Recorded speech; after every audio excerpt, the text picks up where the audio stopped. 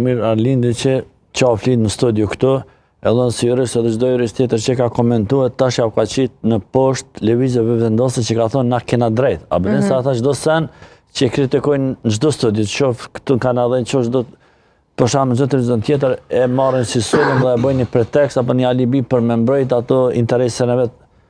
Dhe shpresoj tash ky gjykim ja ka qelë syt lëvizjeve vendose që të thirr mendjes, po unë mendoj që duhet të mbledhen partitë opozitare me zotin Kurti të gjejnë një marrëveshje politike se cilin kandidat ta votojnë për në kryetar të listës serbe, se e dim që ka dalë në media Slavko Simić që është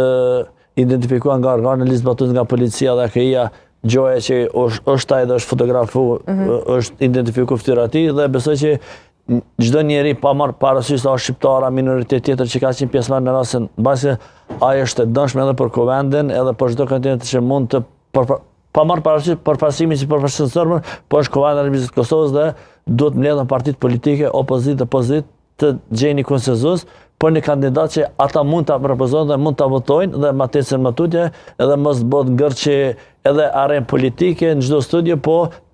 të themelot Kuvendi dhe institucionet tjera kuptohet. Dhe zoti Kurti duhet bëjë marrëveshje politike, qoftë me nismën dhe me minoritetet e tjera dhe të shkojmë atutje se Kosova nuk ka përtuar për shumë zhvillime në arenën e jashtme çfarë